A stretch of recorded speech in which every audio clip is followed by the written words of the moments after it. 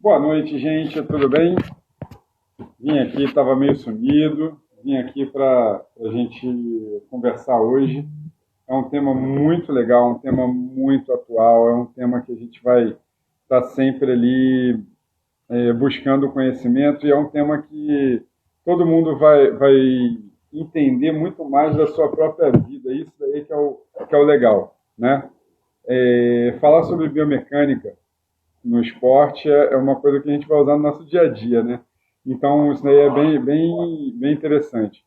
E eu vou falar com um cara que eu admiro demais, é um cara que eu sempre busquei o conhecimento, é um cara que eu me inspiro muito, que é o Fábio Marcelo, né? Ele é um cara, eu brinco dizendo que ele é o papa da biomecânica, porque realmente ele é um dos precursores, é um fisioterapeuta sensacional. Ele vai se apresentar para vocês. Enquanto isso daí, eu vou falando aqui com a galera. Pablo já está aí, Jaque já está aí. Quem mais está aí? Deixa eu ver aqui. André está aí. Boa noite, gente.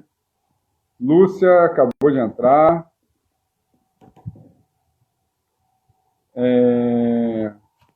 Gente, eu vou fazer como eu sempre faço, né, nas lives. A condução vai ser do mesmo jeito de sempre.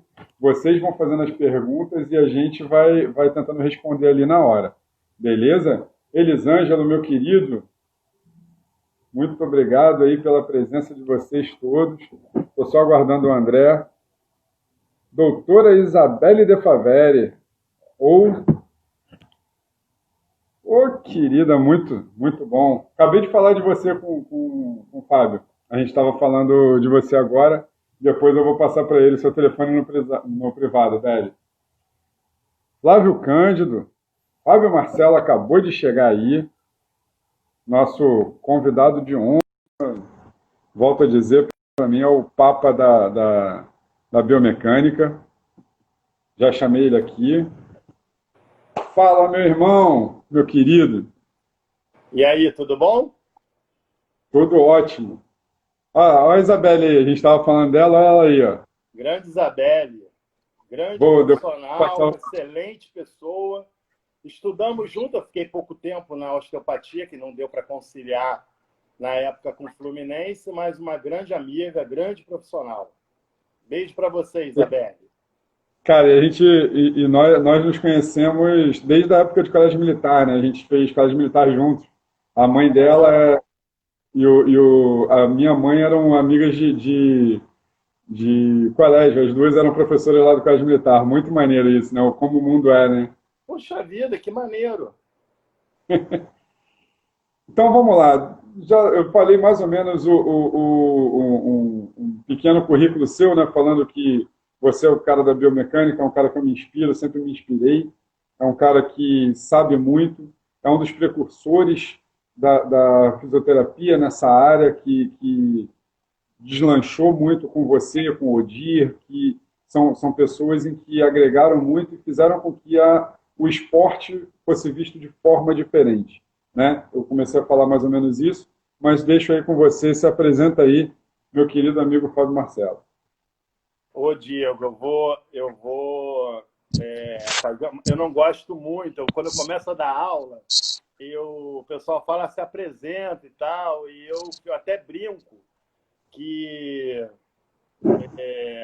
eu não gosto muito, né, de falar, mas eu vou falar brevemente em relação à minha formação. Esse ano eu completo 30 anos de graduação, me formei em 1990 pela Fraice, né, uma grande universidade, uma grande faculdade, e quando eu me formei em 1990, a realidade da fisioterapia era bem diferente do que é hoje. Nós estávamos, na verdade, em busca de um reconhecimento, em busca de fincar a bandeira e através daqueles colegas que vieram antes de mim e que já estavam nesse processo de luta pela profissão. E aí me formei em 1990, na verdade, eu sempre gostei da área de traumatologia e neurologia, e trabalhei, fui estagiário, residente e supervisor na Associação Fluminense de Reabilitação, que foi uma grande escola. E tive um convite em 93 para integrar o Departamento de Saúde do Flamengo, através do Dr. José Luiz Runco, que era sócio do meu professor de ortopedia. E quando ele precisou de um fisioterapeuta, queria colocar um fisioterapeuta no Flamengo, eu tive a honra de ser o primeiro do futebol do Flamengo, ele foi perguntar à minha ex-supervisora, e consultou o meu professor, enfim, e meu nome foi escolhido e eu fui para o Flamengo. Aí do Flamengo eu tive a oportunidade de conhecer o Zico, no último ano dele jogando pelo Kashima, e ele me levou para o Kashima, onde eu também fui o primeiro fisioterapeuta do Kashima, levando a fisioterapia para o Japão. E isso foi um desafio absurdo, foi muito legal. E aí eu comecei a ver, eu acho que essa área é a que eu quero, né? Eu tinha feito um estágio em 89 no Vasco da Gama, pouco tempo, porque eu tinha que fazer estágio curricular, eu tive que sair antes. E aí segui meu caminho, voltei, já dava aula de fisioterapia, já dava aula de fototerapia na Fraz. Quando eu saía, eu indiquei para o meu lugar o Marcos Vinícius Melo Pinto, que hoje é um ícone na área de cicatrização, né? Tecidual, na área de fotodinâmica, é um sensacional profissional. E aí eu segui meu caminho, voltei e aí comecei a dar aula de cinesiologia. Aí, Diego, tem um caso interessante. O Vinícius Banzato, que é um grande mestre, a quem eu sou grato eternamente por ter me colocado para dar aula e depois ter insistido, digamos assim, 4 vezes para que eu fosse dar aula de cinesiologia. Eu me achava incapaz de fazer isso. Falava, tá louco, cinesiologia, que antigamente nem se falava em biomecânica, essa palavra não existia muito, sabe? E aí ele falou assim, era um novembro de 97, e ele falou, já dei seu nome, já é a 4ª vez que eu falo contigo, não vou falar de novo não, já dei seu nome lá, fevereiro começa a aula e você é o professor. E eu fui à luta, cara.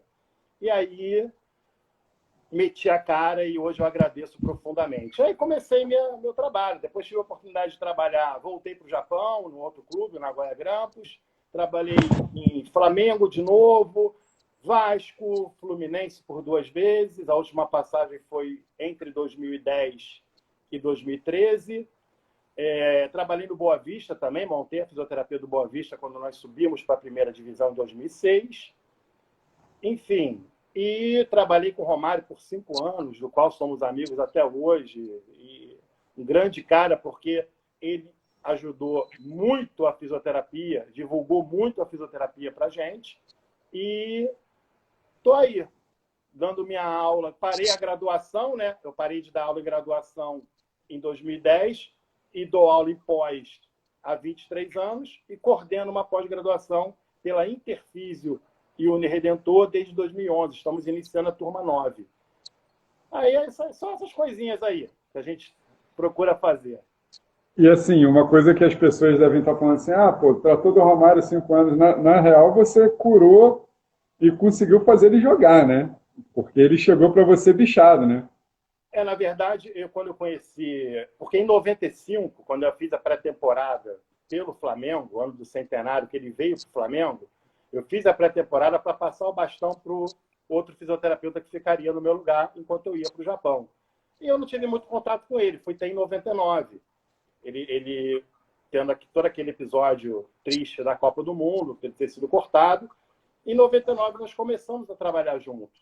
E aí a gente conseguiu fazer um trabalho com ele preventivo que, e já assim, já próximo dos 32 anos, eu acho, 33, e conseguimos fazer um trabalho preventivo com ele e a panturrilha dele a gente controlou. Nós ficamos, inclusive, em 2001, 9 meses e 23 dias sem qualquer lesão. Inclusive, era um clamor nacional para que o Filipão o convocasse para a Copa do Mundo, porque o Ronaldo ainda era uma dúvida. E a gente seguiu juntos, trabalhando em Vasco, Fluminense. E mesmo pós ele ter parado na época dos 1000 gols, que ele estava no Vasco, eu não estava no Vasco, a gente fez a recuperação do tornozelo dele, e posteriormente também outras lesões que ele me convidou, me chamou para tratar dele.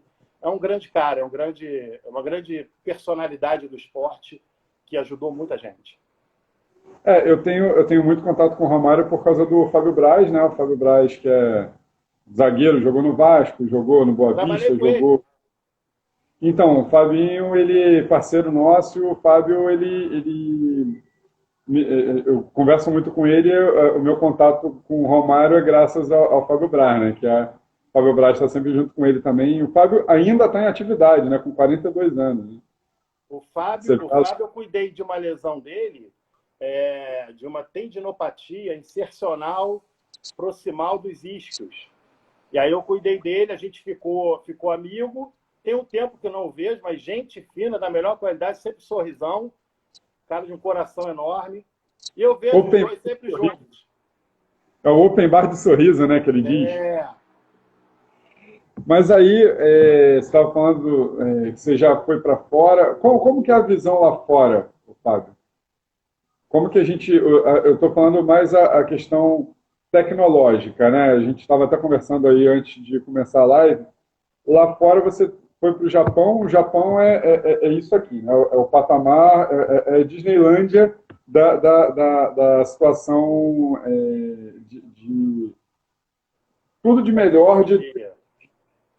mas lá eles sabem mexer com a tecnologia, sabem mexer não, eles sabem utilizar essa tecnologia de forma adequada com os jogadores, não sabem. Aqui no Brasil, a gente não tendo tecnologia tão de ponta quanto a deles, nós fazemos um trabalho melhor que o deles. Como que seria mais ou menos essa visão? Então, uma boa pergunta. Quando eu fui para lá em 95, eu cheguei lá e dei de cara com o departamento médico de saúde, que tinha toda a aparelhagem de ponta, desde a parte de eletroterapia quanto a parte de avaliação. Eles tinham, por exemplo, o isocinético, que estava lá, usava uma vez por ano ou duas vezes por ano, no máximo. Né? E estava lá. Terapia por onda de choque, a gente já viu, por exemplo, em 2001, o Nagoya Grampus já tinha a pistola, o próprio Kashima já tinha. Então, assim, eles têm uma tecnologia, não tenha dúvida, mas faltava o material humano, faltava o conhecimento da questão das ciências básicas, digamos assim, para eles enfrentarem não só esses testes, esses aparelhos, esse aparato tecnológico, de uma forma mais eficiente. Ou seja, eles tinham uma Ferrari na mão, mas não tinham pilotos capazes de comandar.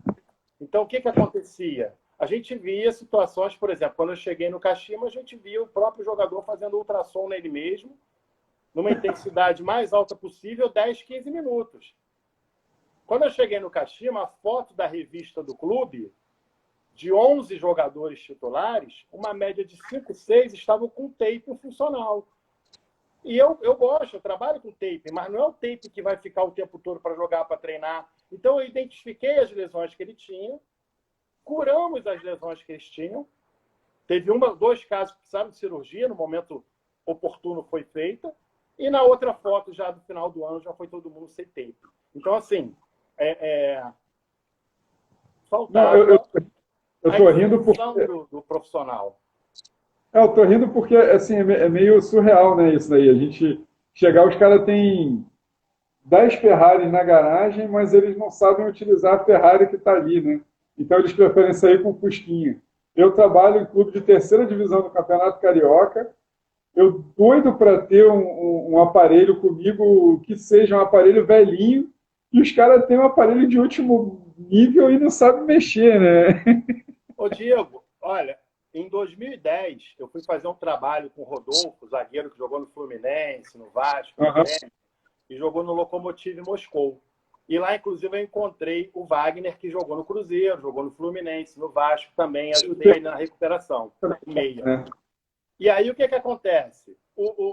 Quando eu cheguei lá, ele me mostrou o clube. Nossa, você não tem ideia do que encheu no corredor. Tecnologia no corredor. Todo esse trabalho de drenagem, de Normatec, é automatizado, vamos dizer assim, em mesas enormes que você colocava em braços e pernas, conectava em braços e pernas e encostava no corredor. Tecnologia para eles não falta, mas faltava a tecnologia humana. Faltava a tecnologia humana. Eu encontrei, por exemplo, o Wagner com 4 para 5 meses, com uma lesão recidivante de reto femoral com 3 episódios. Então, você vê como é que em 5 meses, 3 episódios de uma lesão de reto femoral. Então, faltava o conteúdo humano, o capital humano, a tecnologia humana. Entendeu? O Honda falou isso, né? O Honda, quando veio para o Brasil, ele comentou isso, que lá no Japão ele sempre teve um tratamento muito bom, até porque o Honda ele é o Pelé para os japoneses, né? Assim, grosso modo falando, o Honda é o Pelé para eles. Então, quando ele chegou aqui, ele foi para o Botafogo, e assim, a gente não estou menosprezando o clube A, B ou C, mas a gente sabe que o Botafogo está com investimento também apertado, né? Como todos os outros clubes cariocas, tirando o Flamengo, todos os outros clubes cariocas estão com a grana apertada. E aí, quando ele chegou lá no Botafogo, ele falou que, nossa, eu aqui eu não tenho tanto maquinário como eu tenho no Japão, mas eu tenho material humano. Né? O médico de lá do Botafogo, que é o Salve Magalhães, até trabalhei com ele no Hospital da Lagoa, ele faz das tripas coração ali dentro. Já teve vezes dele chegar e falar assim, pô, cara, eu não sei o que eu estou fazendo ali. Porque, às vezes, nós nos perguntamos, né? Cara, o que eu estou fazendo ali? O que eu estou fazendo aqui? Eu sou maluco. A gente chega em casa, o atleta liga para a gente. Eu nunca me neguei, nunca vou me negar a atender atleta. Eu acho que você também não. Mas, assim, às vezes a gente está em casa com a nossa família fazendo as coisas e a gente está pensando em como melhorar uma lesão, como fazer com que aquela lesão que o atleta tem não impacte para ele. Ele tem um jogo importante, então como que a gente vai fazer? Então, isso tudo é um negócio assim que, às vezes, quem está com a gente fala assim, você é louco. Eles acham, Diego, você via, eu comecei lá no Flamengo em 93 profissionalmente. Eu tinha um radar, que eles chamavam, que é o micro-ondas, e um ultrassom que o cabeçote era todo, vou usar um termo bem de 1820, cacarecado. Ou seja, ele dava choque, inclusive, que ele estava com toda... ele não estava danificado. E a gente trabalhava com isso até que pudesse comprar, depois de alguns meses que a gente comprou. E nessa brincadeira eu peguei ruptura de tendão de calcâneo para atender. Né? E aí eu vou trazer agora até 2010, quando eu cheguei no Fluminense. Né? Eu cheguei no Fluminense, na verdade, acabou eu indo para o Fluminense por conta da lesão do Fred na panturrilha, em setembro, que ele já estava 50 e poucos dias e tentando voltar também com 3 episódios. E aí acabou que eu fui indicado para o Fluminense, cheguei lá. E aí, quando eu cheguei lá para cuidar, encontrei ele, o Deco, o Emerson Sheik e o Diguinho, machucados, e o Fluminense disputando ponto a ponto com o Atlético Mineiro e Corinthians. E o que aconteceu nesse momento? Eu falei, poxa, eu preciso de material. Quando eu fui ver, o que eu tinha era globos, só. Hoje você tem dezenas de tecnologia, eu só tinha globos. E o que me salvou? Me salvou o conhecimento da ciência básica. Saber aplicar a cinesiologia, a neurofisiologia, a biomecânica, né? Mas é como a gente estava conversando, não é a biomecânica, biomecanicamente falando, é a biomecânica. É saber aplicar, traduzir os testes biomecânicos de uma forma que você possa pegar o conceito e aplicar na prática. E foi isso que a gente conseguiu. Só para você ter uma ideia, um dos maiores desafios que a gente teve na hora do fortalecimento da panturrilha do Fred foi exatamente o trabalho de resistência de força que ele não tinha. Então, a gente, quando começou a fazer o trabalho de resistência de força, pelo conceito fisiológico, pelo conceito mecânico, a gente percebeu que ia dar trabalho à resistência de força. E quando a gente conseguiu ganhar resistência de força, a gente decolou, foi embora. Mas aí eu tenho que ter o conceito fisiológico, mecânico, melhores amplitudes, ângulos de proteção articular, que eu falo há 23 anos, e agora a gente ouve falar. Ângulo de proteção muscular, que está se falando muito pouco ainda, a gente já fala há 23 anos. O que é trabalhar nos melhores braços de potência com vantagem mecânica? Entendeu? Então, essa aplicabilidade é que o fisioterapeuta precisa entender. E isso é que me salvou até hoje, quando eu entrei em locais. Hoje você é uma Disneylândia, você entrar num departamento médico de grandes clubes, é uma Disneylândia. Você tem tudo à sua volta. Né? O problema é você trabalhar como você trabalha num clube onde não te dá uma estrutura capaz. E a lesão é a mesma, tá? A lesão do teu atleta é a mesma lesão que o atleta de um clube grande, enfim, tem. A lesão não muda. Né? Às vezes é até maior a minha lesão do que a lesão do atleta do clube grande. Sim, sim. Esse exemplo do último final de semana, né, que o Gabriel Barbosa, né, ele sozinho ele teve uma torção no tornozelo. Legal, aquilo dali ele já pediu para sair e tal, ok? Cara, fez o Tanuri foi lá, fez os exames, fez tudo, porra, tudo bem, agora me diz eu como é que eu vou fazer? Meu atleta ele não recebe salário, o meu atleta ele trabalha em outro lugar, o meu atleta ele precisa do corpo dele para outras coisas. Como é que eu vou falar para ele? Olha só, cara, tu não vai poder jogar, fique em repouso, tu não vai poder jogar nada, você não vai poder. A gente briga lá, a nossa grande briga com os atletas, eu sou do Queimados, eu posso falar o nome do clube sem falar nenhum, o atleta jogando pelada. Porque ele na pelada ele ganha o dinheirinho dele. Eu vou falar como pro cara, ó, não vai pra tua pelada não, fica aqui, mas o clube não tá pagando a ele. Como é que eu vou fazer isso? E aí o cara vai se lesionar, só que aí ele vai se lesionar, ele vai ganhar, sei lá, 100, 150 reais na pelada e não vai ter dinheiro para fazer outra coisa. O cara normalmente tem filho, o cara tem família, o cara tem um monte de coisa. Como é que você vai fazer isso? E realmente é lesão. Aí é aquele negócio, né? A gente tem que ter a fisioterapia na veia. Para quem não sabe, eu sou acadêmico de fisioterapia também, né? Eu sou enfermeiro, tenho após em medicina do esporte e atividade física, sou ex-atleta, mas isso daí me ajuda muito, mas eu tenho que saber muito da parte aplicada. Eu não tenho material, eu tenho só o material humano, que é a minha equipe, que os três estão aí, graças a Deus, que é a Camila, a Jaqueline Sobreira e o Pablo, que é o nutricionista. A Camila e a Jaque são duas fisioterapeutas e eu sou enfermeiro. E tenho médicos que trabalham conosco, mas o médico não vai todos os dias. É muito caro, é muito oneroso um médico estar lá todos os dias. Então, a gente tem que ter a equipe reduzida, com material reduzido, com situações reduzidas. Eu tenho que verificar esse atleta. A Jaque falou, quando você falou de kinésio, um negócio assim, atleta agora virou moda, virou onda, o cara entrar todo mumificado de kinésio. Ele acha que é maneiro. Eu já falei, cara, eu não vou botar kinésio antes do jogo. Sabe por quê? O adversário vai ver, aquele joelho ali já tá, vou dar-lhe uma porrada nesse joelho mesmo.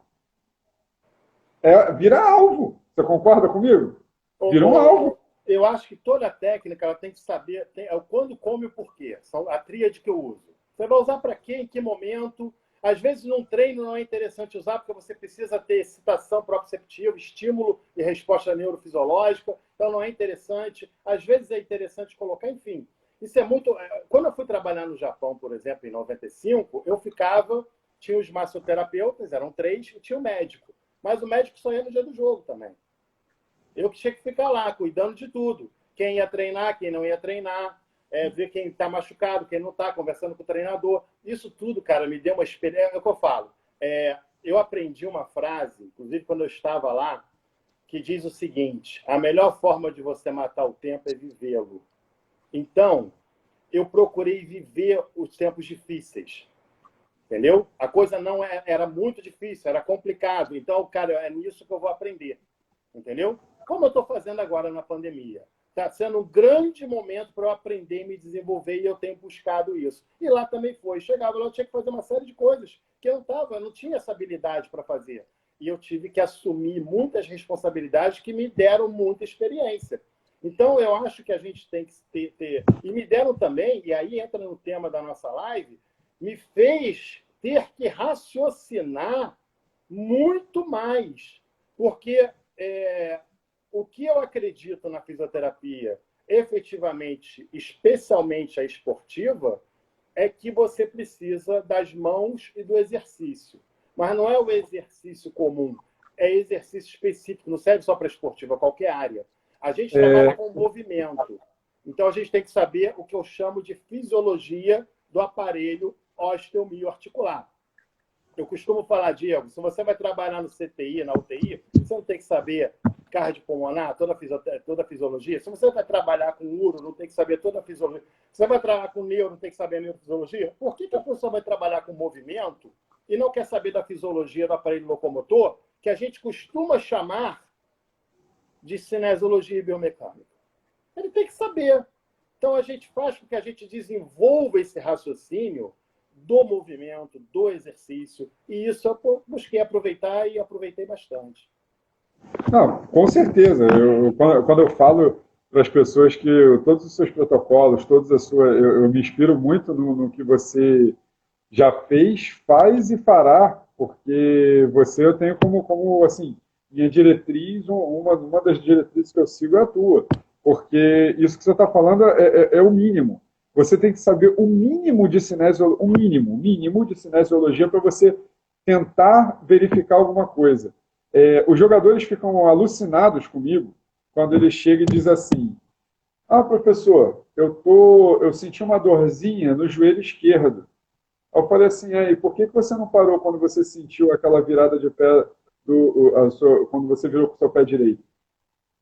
Ah, mas é porque eu ia perder espaço no time. Eu falei assim: era para você ter parado ali. O que acontece? Você começou a compensar, a sua corrida foi isso, fez isso, você vai ficar com dor no joelho e vai ficar com dor no quadril. Aí ele olha assim para mim: pô, você é bruxo? Não, não. Isso é cinesiologia. Isso daí é biomecânica aplicada. É você entender de fisiologia do corpo humano. Você tem que saber minimamente as coisas. Eu estou observando, nós, em departamento médico, qual é a nossa função? É prevenção de lesão, principalmente, né? Mas tem lesões que são inerentes à nossa vontade. Aquela lesão, por exemplo, do João Paulo com o Rildo, no Vasco. Né? Aquela lesão dali foi uma lesão bizarra. Mas como é que você vai coibir? Traumáticas, né? Como é que você vai coibir uma lesão dessa? Exato, não tem como. E assim, eu dei essa daí que é uma lesão assim chega a doer na gente quando vê. Mas são lesões que são inerentes. Agora, tem lesão que a gente consegue evitar. Tem lesão em que a gente. Como é que a gente vai fazer? Cara, você está vendo, você falou o negócio do Fred. Pô, é só você fazer o fortalecimento, você fazer o exercício aplicado, o exercício de forma adequada, que ele não vai ter lesão. É simples. Só que eu não estou falando mal de outros departamentos médicos, pelo amor de Deus. A gente não está aqui para criticar os outros. Nós estamos aqui para falar o que é o correto, o básico que é o correto. É o feijão com arroz. Mas sabe o que acontece, Diego? Que aí entra a questão que eu falo da importância de a gente valorizar uma coisa que a gente vem perdendo ao longo do tempo. Eu, como, por exemplo, dei aula 18 anos de graduação, de 92 a 2010. E dou aula desde 97 em pós. O que acontece? O que eu fico percebendo? Que a gente está tirando, cada ano que passa, a gente perde carga horária e importância das ciências básicas. Anatomia, cinesiologia, biomecânica, neurofisiologia, fisiologia humana, biologia, biofísica, e essas ciências básicas que são os alicerces da fisioterapia. Para quê? Não basta a gente falar que vai fazer um exercício de fortalecimento para prevenção porque foi feito um teste de alta tecnologia biomecânico que identificou determinada alteração, então eu vou ter que fazer. Não, não basta isso. Eu preciso entender o que aquele atleta, aquele paciente necessita. Porque a gente tem que considerar, por exemplo, a morfologia, que a gente costuma chamar de geometria articular.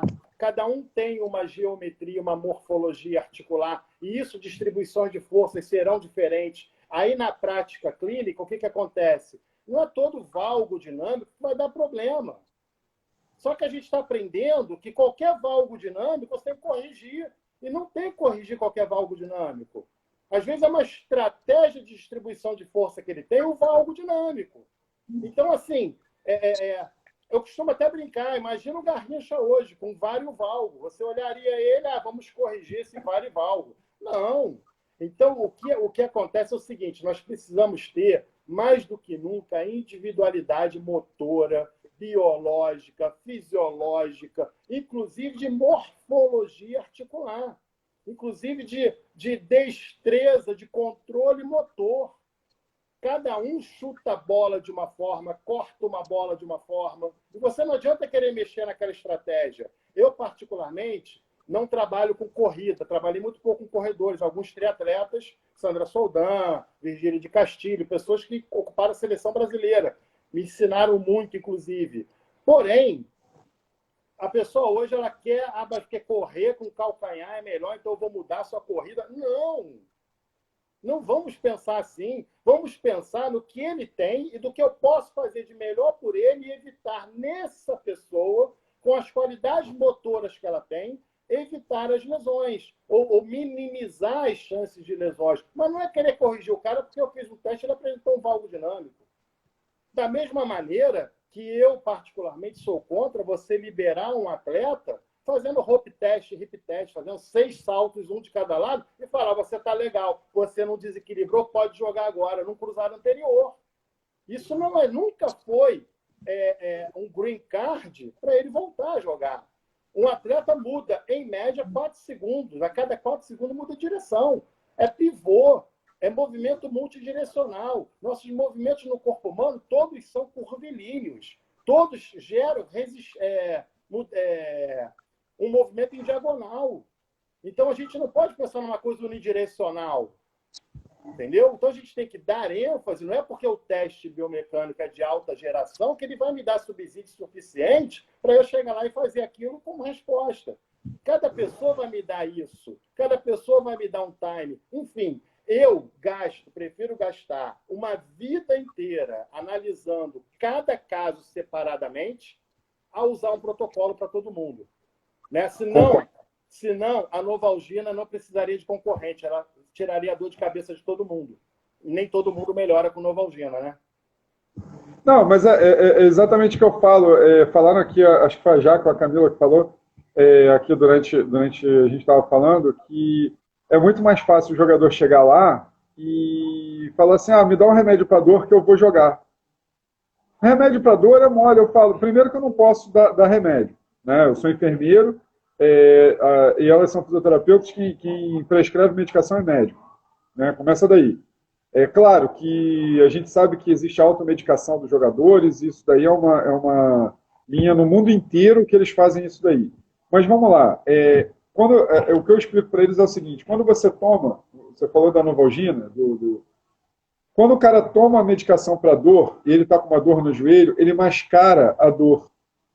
Ele vai diminuir a dor para ele, para o sistema nervoso central dele, e ele vai continuar entrando numa dividida, entrando numa porrada, e ele vai aumentar a lesão dele.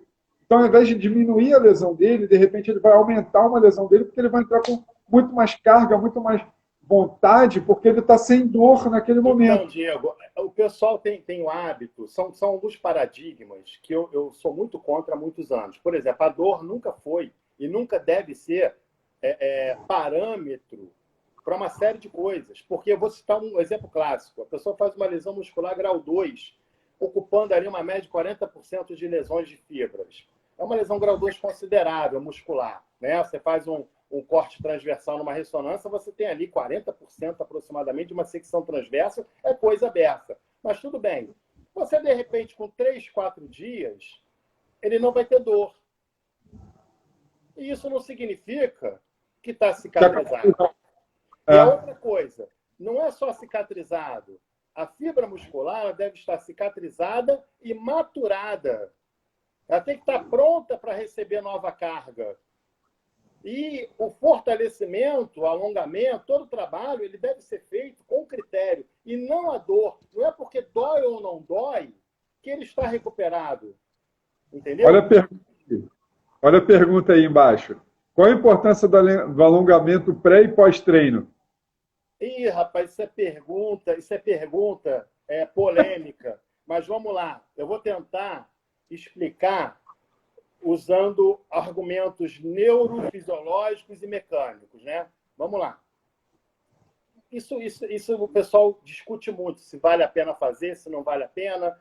Não faz alongamento, é importante, não é importante. Agora está uma onda, está uma corrente falando que alongar para quê? Você só alonga se tiver encurtado. Porque você só mobiliza a articulação quando precisa ganhar amplitude. Você só fortalece quando está fraco? Claro que não. Eu mobilizo a articulação para alinhar o eixo. A articulação é o eixo na alavanca. E muitas das vezes ele fez uma cirurgia, está recuperado, mas por postura, por vício postural, até do esporte que ele pratica, da função que ele tem, é natural acomodações. E você, Sim. às vezes, mobilizar uma articulação para melhorar um alinhamento, uma coesão articular, uma coaptação melhor articular, faz muito bem, porque você tem distribuição vetorial dos músculos desempenhando muito melhor o seu papel. Então, vamos para o alongamento. O alongamento, eu sempre vou defender o alongamento.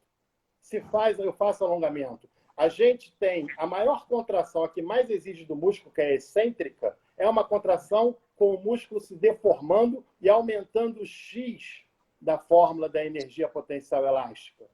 Né? Para quem não lembra, energia potencial elástica é meio de K vezes X ao quadrado. O K é o coeficiente elástico, o X é a deformação. Então, eles são diretamente proporcionais à energia elástica. Como não alongar uma fibra muscular se ela tem propriedade, o músculo elástico? Eu preciso que esse músculo esteja em condições de se deformar para fazer com que haja um armazenamento de energia potencial para quando ele for gastar e transformar em cinética no movimento. Com e a certeza. melhor contração que faz isso é a contração excêntrica, que não necessariamente eu tenho que começar com ela. Né? Eu posso utilizá-la como estratégia até para alongar ativamente o meu músculo, executando como o Pilates faz, o RPG faz, e outras técnicas de cadeias. Né? E a parte neuro, você pegar lá a excitação de uma terminação anula espiral, ela se excita mais exatamente quando é estirada, quando é alongada. Então você tem todo o fenômeno alça-gama funcionando dessa forma. Então eu preciso que esse músculo se deforme em alongamento passivo e o alongamento ativo, que é quando ele está se contraindo. Então, como não trabalhar o alongamento? Claro que se trabalha. Eu nunca tive nenhum problema alongando a musculatura. Muito pelo contrário. Eu sempre consegui melhorar desempenho muscular com o alongamento. Então, eu não vejo qualquer problema. A Camila, não a Camila Vasconcelos, a Camila Carlos, que é a psicóloga que trabalha com a gente também, está perguntando aqui, o que você acha da prática de yoga junto com os exercícios de alongamento corporal para os jogadores de futebol? Olha, eu não só acho legal para jogadores, para pacientes comuns como nós. No meu consultório, eu tenho 2 pacientes que fazem yoga e a gente só orienta em determinado momento que está com alguma dor para evitar certas posturas. Mas o yoga, ele não só no alongamento trabalhado, conscientização corporal, percepção em relação ao espaço, segmento em relação ao espaço, sensibilidade cinética postural, sinestesia, respiração, relaxamento, domínio do movimento, controle motor. Meditação. Então, tudo isso é muito importante. Olha só, eu até conversava hoje com a minha estagiária sobre isso. Eu sou da linha muito clássica de que a física norteia a fisioterapia. Ao mesmo tempo, eu tenho discernimento de que nós trabalhamos com o corpo humano que é inesperada, as reações são inesperadas. Então, você tem uma ciência exata sendo aplicada a um corpo com reações inesperadas.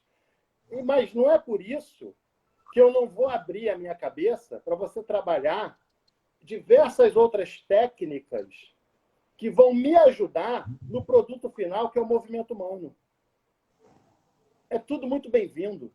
Perfeito, cara. Perfeita a tua fala. Maravilhoso. Isso daí é o que eu falo para os atletas sempre, que assim, tudo que é para o benefício corporal, fazer yoga, fazer shiatsu, fazer massagem, se você quiser, não estou falando massagem tântrica de sacanagem, não, que aí o jogador já leva logo para o lado da sacanagem, não. Mas se bem que até a massagem tântrica às vezes é bom, que é o cara dar uma relaxada e para de encher o saco da gente fugindo de concentração, né? A gente sabe bem como que é isso, e aí depois o maluco acaba se lesionando porque não descansou. Vou aproveitar esse teu gancho aí. Há cerca de 1 ano, 2 anos atrás, em simpósios que rodaram o Brasil todo aí, foram apresentados trabalhos, 2 ou 3 trabalhos, onde enumeraram diversas técnicas que a fisioterapia utiliza em pós-jogo. Qual delas daria uma recuperação muscular mais eficiente? Então, colocaram o uso de kinesiotape, banheira quente, banheira de gelo por 10 minutos pós-jogo, massoterapia, massagem, enfim, fizeram alongamento, fizeram dezenas de técnicas e fizeram uma avaliação. Você sabe qual delas, disparado, anos-luz na frente, foi a mais eficiente para a recuperação muscular? Massagem. Foi a massagem. Entendeu? Mas hoje tem Normatec, aquelas botas de pressão, que isso é muito bonito. Mas a massoterapia ainda é mais eficiente. Então, a gente tem que tomar muito cuidado com o avanço tecnológico, porque está tirando do fisioterapeuta o feeling, está tirando do fisioterapeuta o toque, a conversa, a assunção de responsabilidade. O olho a olho. Isso. E a assunção de responsabilidade. O que quer dizer com isso? Eu estou fazendo porque diz que falar agora que isso aqui é que é legal, esse aparelho aqui é bom, eu fiz o que todo mundo está fazendo. Não. A gente precisa assumir mais a responsabilidade com a mão, com o toque, né? Com o toque, qualquer terapia manual, para que possamos retomar essa hegemonia do entendimento do movimento. A gente sempre foi o profissional que mais esteve perto do paciente, especialmente do atleta. Não só por ficar mais tempo com ele em tratamento, mas por tocá-lo. Não só tocá-lo fisicamente. Muitas vezes toca na alma dele. A gente conversa com ele e consegue sentir na conversa dele onde a gente tem que mexer. Aquela dor, ela está vindo realmente física ou é uma dor que ele está apresentando por conta de uma série de fatores que ele está vivendo e, às vezes, até uma fuga, ou ele está potencializando aquela dor. Então, a gente precisa, na minha opinião, restaurar, restabelecer, recuperar o feeling, o toque, esquecer um pouco. Esquecer, que eu digo, não é esquecer, mas valorizar a tecnologia, sim, mas a mão, esquece, não vai ser nunca substituída. A mão, porque a mão ela vai junto com energia, entendeu? É isso que é a troca. Eu acho que a troca de energia vale mais do que qualquer tecnologia, de um robô, pode ser o aparelho melhor possível, mas não tem a energia do toque. Não tem. Comprovadamente já. Não precisa muito. Quando a gente se encontrar, logicamente, depois da gente passar álcool na mão, pandemia, a gente vai lá, aperta a mão do outro, a energia que um passa para o outro, você sabe que aquilo dali vai ser um negócio diferente.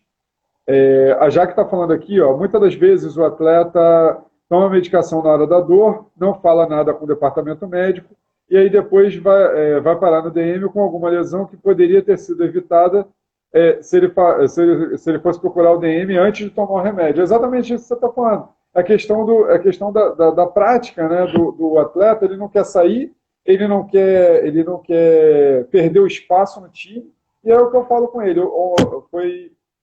Foi quarta-feira, foi ontem. Eu cheguei e tive que tirar um atleta e falei assim, cara, olha só, ele está com uma lesão grau 2 na coxa também, tá? Nos adutores. E aí, só que isso daí é por prática que eu estou te falando, porque eu não tenho como fazer uma ressonância desse cara, eu não tenho como fazer um ultrassom desse cara. Então, prática, eu estou chutando ali uma lesão grau 2. Tá? Mas muito provavelmente pela dor, pelo posicionamento, por tudo. A gente já sabe também como que é, né? Logicamente, você trabalhou, inclusive um cara que te mandou um grande abraço, foi o Carlos Bruno Pinheiro, né? Grande amigo. Nossa, pô, ele é fantástico, ele é o cara da imagem, né? Eu já falei que o meu sonho é contratar ele para... Você diz o Bruno Pinheiro? Pô, isso aí é o melhor de imagem. Ultrassom com ele, nada igual. Pô, ele fez o professor na pós, por exemplo. Não, ele assim, existem, não desmerecendo os outros médicos, mas existem os diagnósticos de imagem normais, existem o do Bruno Pinheiro. O Bruno é incrível. E aí eu falei com ele, cara, olha só, eu vou te tirar do jogo, amanhã tem jogo, né, contra o Rio São Paulo, e o jogo amistoso, que a gente está em preparação para começar o Campeonato Carioca da terceira divisão. E eu falei assim, aí ele, pô, professor, mas eu vou sair do jogo, eu vou perder espaço. Falei assim, você prefere perder um jogo amistoso agora, eu tratar a sua lesão e te colocar no campeonato, para você disputar o campeonato, que aí sim vai ser a vitrine, ou você prefere jogar esse jogo amistoso, se estourar e acabar o ano para você? O que você prefere? É com você. Eu estou aqui para tratar você. Eu estou aqui para a sua lesão ser melhorada e você ser zerado. Você está apto a jogo. Eu não estou aqui, é o que eu sempre falo com o técnico ou com a equipe técnica do time. Quando eu chegar e tirar o atleta do DM, eu não estou chegando e falando assim, ó, esse atleta é o titular, é reserva. Não. Esse atleta está apto a jogo. Quem vai relacionar ele é o técnico. Então, assim, só que eu posso fazer o inverso. Eu posso chegar lá no campo e tirar o atleta falando, ó, esse atleta está lesionado, eu tenho que tirar esse atleta de campo. Não posso deixar esse atleta jogar. Essa é a função real do DM. Essa é a função real da equipe multidisciplinar de saúde que está atuando ali no time. Né? Então, isso daí que a Jaque falou é verdade. E o atleta, às vezes, fica caladinho. Um negócio que o atleta adora é um remedinho chamado Alginac 1000. Ô desgraça pra gente. Alginac 1000, quantos atletas teus já chegaram para Tirador você? rápido, em 10, 20 minutos, tirador. Só que tira a dor momentânea, né? Só que ele vai. É uma lesão grau 1, pode virar uma lesão. Mas é por isso que eu costumo dizer, a gente tem que ter com o atleta um acompanhamento de confiança também, para ele poder não fazer esse tipo de coisa. A gente poder ser uma pessoa que ele possa falar para a gente e que ele confie na gente para evitar esse tipo de coisa. E, consequentemente, a gente possa ajudá-lo a melhorar sem fazer isso, inclusive, ele está se enganando o departamento médico, enfim, e piorando, inclusive, as lesões dele. Eu acho que é importante a gente ter esse entendimento e fazer com que ele compreenda que e a gente acaba sendo educativo, né? Para poder informá-lo de que aquilo não vai ser bom para ele.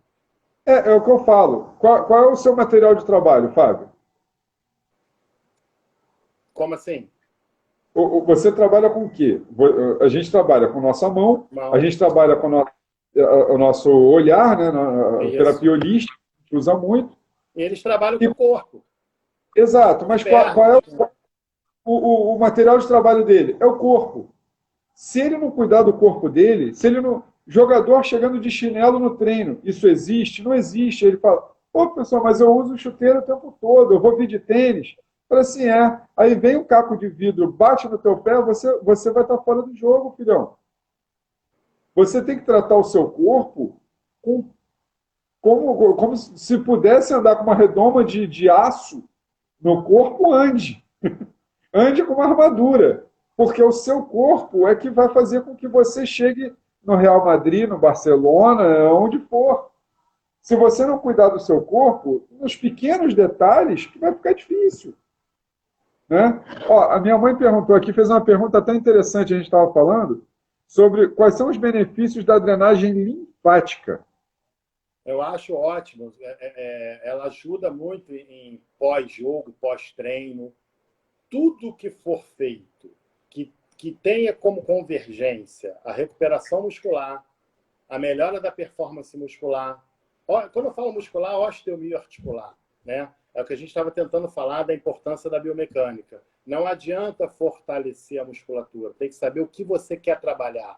Se é resistência, se é potência, se é força, se é resistência de força, se é trabalho, se é pico de torque. Você tem que saber o que você quer trabalhar, primeira coisa. Segundo, que angulações eu vou executar esse movimento? Não só angulações articulares, mas que entrem em conjunto com angulações musculares, que a gente costuma chamar de melhores torques, melhores braços de potência, ângulos de proteção muscular. Eu tenho que fazer um acordo entre os melhores ângulos de proteção articular com os melhores ângulos de proteção muscular. Tudo isso, ainda que seja trabalhado bem, é natural que o músculo entre fadiga, câncer, haja necessidade de uma recuperação. Então, o que for necessário, massoterapia, qualquer tipo de drenagem linfática, que vai ajudar muito também, é tudo muito bem-vindo. Inclusive, como foi falado, o próprio yoga é muito bem-vindo. Meditação, qualquer shiatsu, qualquer tipo de técnica que vá colaborar. Por isso que os jogadores, muitos deles, passaram a escolher o fisioterapeuta que quer que cuide, né? Porque é aquela história, ele às vezes vê essa necessidade. Poxa, eu preciso de determinados trabalhos. E o clube ainda fica resistente a oferecer. Tem possibilidade de oferecer, mas fica resistente ou por preconceito, ou porque às vezes a pessoa não domina aquela técnica, e aí também, já que eu não domino, eu não vou fazer nem deixar fazer. Aí o atleta vai para a rua, contrata quem ele entende que vai ajudá-lo, e aí fica essa coisa do jogador tratar fora e dentro do clube. Quando, na verdade, o próprio clube poderia estar todo mundo. Eu lembro muito bem que em 99, quando eu precisei da osteopatia e ajudei numa recuperação do Romário para o jogo, estava no Flamengo, eu levei para a Kátia Marques, que é uma excelente profissional, amiga minha, ainda hoje nos falamos, e coincidentemente, hoje eu fui fazer um TBT, lá uma postagem, vi essa matéria, e eu fiz questão de falar da osteopatia para o Globo, que foi quem me entrevistou. E falei da osteopatia, falei do nome dela, porque na época, eu estou falando de 1999, poucas pessoas sabiam o que era osteopatia.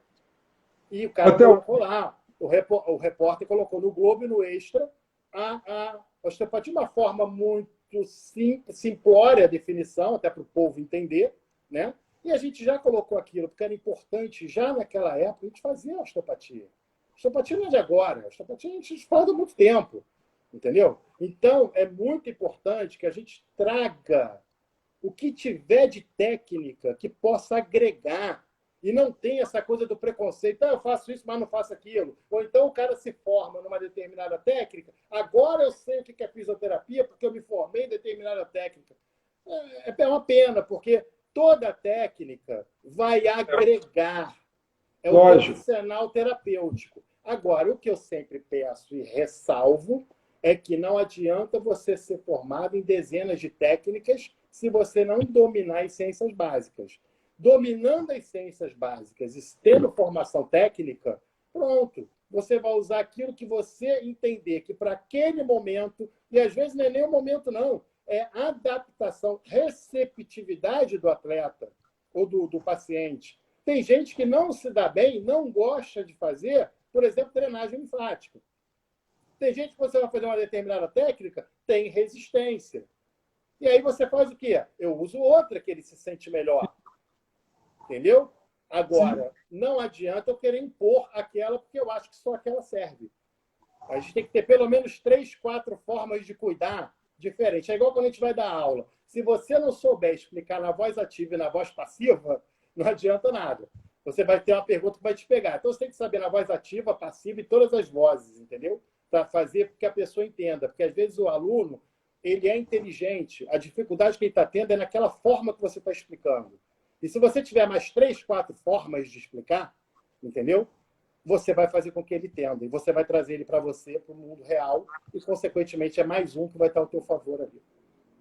Com certeza. E, assim, isso tudo que você está falando é muito interessante, porque eu estou fazendo assessoria agora de 2 atletas, né? Na verdade, 2 para-atletas, né? O Marcelo Cardoso e a Aninha Lisboa, Ana Carolina Lisboa. A Ana está com 15 anos, está começando a vida dela dentro da paranatação, e o Marcelo já é campeão brasileiro, campeão, já foi rei do mar, ele está com 27 anos, e ele está lutando por índice olímpico, né, paralímpico. Está faltando 0,6 segundos para ele ir para os Jogos de Tóquio. E, assim, nessa pandemia, eu utilizando todo o meu conhecimento de biofísica, de bioquímica, de anatomia, de fisiologia aplicada, nós fizemos uma mudança corporal nele em 5 meses. Esse atleta, ele tem uma lesão, ele tem mielomeningocele, né? Ele teve a lesão e hoje em dia ele tem a sequela. A lesão não existe mais. Ele teve uma sequela, é um cisto que dá na coluna, para quem não conhece, e é feita a cirurgia, e essa cirurgia faz com que a pessoa tenha uma lesão permanente na coluna. Aí vai depender aonde foi e tudo mais, então a mielomeningocele pode ser em qualquer lugar do eixo da coluna, né? O dele foi uma lesão média, ele é um atleta da classe S7, ele tem o movimento das pernas, só não tem do joelho para baixo, ele não tem movimento nenhum. Tá? Então, ele é um atleta que ele tem um movimento dentro da água, só que a gente readaptou. É exatamente isso que você está falando, que a gente está falando desde o início, e como ele falou, ele tem falado, cara, como eu estou mais leve, como eu estou me sentindo melhor, como eu estou voando. Ele até brinca dizendo, como eu estou voando. E é exatamente isso, a física aplicada, a química aplicada, a fisiologia aplicada, porque o que adianta eu chegar e usar a mesma técnica que usaram no Michael Phelps nele? Vai adiantar? Não. É o que você falou, não é uma receita de bolo. Não. O Michael Phelps é um cara diferenciado. O Marcelo Cardoso é um cara diferenciado também. Mas as técnicas têm que ser diferentes. Ah, por que não faz a mesma técnica do Daniel Dias nele? Porque, primeiro, são lesões diferentes, são pessoas diferentes, são classes econômicas diferentes, isso daí influencia, a pessoa acha que não, mas influencia, porque aqui, ó, a cabeça, teve vezes do treino, que a gente foi fazer treino remoto, o Marcelo não conseguiu treinar porque estava tendo tiroteio onde ele mora. E você acha que isso não abala o psicológico do atleta? Ô, Diego, olha só. Escuta duas coisas. Primeiro, receita de bolo, a gente ouve muito falar. Nem a mesma receita de bolo feita por pessoas diferentes, o bolo sai igual. Com a Exatamente. mesma receita. Então, já começa por aí. Outra coisa, você falou da água. Às vezes me chama muita atenção, existem técnicas muito bacanas de terapia aquática, né? Mas eu sinto falta, eu já trabalhei em água, né? E sinto falta da exploração do fisioterapeuta em relação à hidrostática. Por exemplo, tem gente que trabalha com água anos e não sabe o que é lei de Pascal, princípio de Arquimedes, tensão superficial da água, fluxo laminar, fluxo turbilionar. O que, se esses caras soubessem o que é isso por definição e conceito, eles otimizariam absurdamente seus trabalhos na água com seus pacientes, sejam quais forem os pacientes, seja paciente para atleta ou atleta de qualquer esporte, enfim. Se você tem um conceito, entende bem o que é essa parte da hidrostática, você vai otimizar até em cima das técnicas que existem, ou não, ou você vai criar exercícios em cima dos conceitos hidrostáticos para você potencializar esse movimento. A gente vê uma opção de gente não levar em consideração empuxo, entendeu? O princípio de Arquimedes, de Pascal, tudo isso, que isso aí é que vai fazer a pessoa saber trabalhar no meio água, entendeu? Eu fico muito preocupado com essa coisa das pessoas só irem para o lado das técnicas, esquecer os conceitos físicos. A fisioterapia, nunca devemos nos esquecer que são conceitos físicos aplicados. Não existe uma área da fisioterapia que não seja a física que norteia. E a gente abre mão disso muitas das vezes. Porque está na água, facilita, porque a gravidade... Não! Na água, eu tenho como trabalhá-lo de outra forma se eu conseguir os recursos da hidrostática. Aí eu consigo trabalhar ele melhor. Fábio, eu vou. Tá me dando aqui dizendo que a gente tem aproximadamente 1 minuto para acabar a live. Eu vou desligar e a gente entra de novo. Tá legal. Pode... Tem que saber se essa galera está disposta a voltar. Conta com todo mundo. Volta aí, hein? Todo mundo tá todo mundo mandando aqui no WhatsApp para mim dizendo que está se amarrando, pô. A gente tá fazendo um pico legal aí de pessoas. Vamos voltar sim. Já voltou, já, gente. Eu vou só salvar aqui e já vou voltar. Deixa salvo. Até já. Com certeza.